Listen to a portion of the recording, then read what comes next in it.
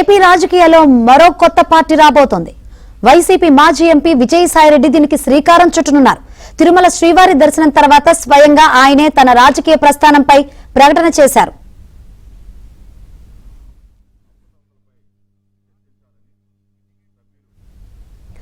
త్వరలో విజయవాడ వేదికగా రాజకీయ పార్టీ ప్రారంభిస్తానని, దీనికి దేవదేవుని ఆశీస్సులు కూడా లభించాయని విజయసాయిరెడ్డి చెప్పారు.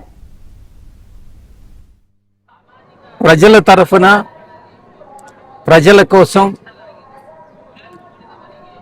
ప్రజాపక్షంగా ప్రజల గొంతుకు వినిపించేందుకు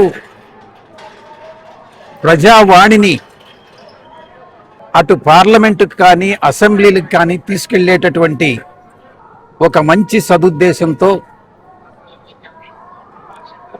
ప్రజల తరఫున అటు లాయర్గా కానీ ప్రతినిధిగా కానీ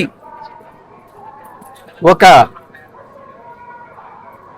రాజకీయ పార్టీని స్థాపించి ఒక రాజకీయానికి సరికొత్త రాజకీయానికి ఆంధ్ర రాష్ట్రంలో శ్రీకారం చుట్టాలన్నటువంటి ఉద్దేశంతో దేవదేవులైనటువంటి శ్రీ వెంకటేశ్వర స్వామిని దర్శించుకుని ప్రార్థించడం జరిగింది.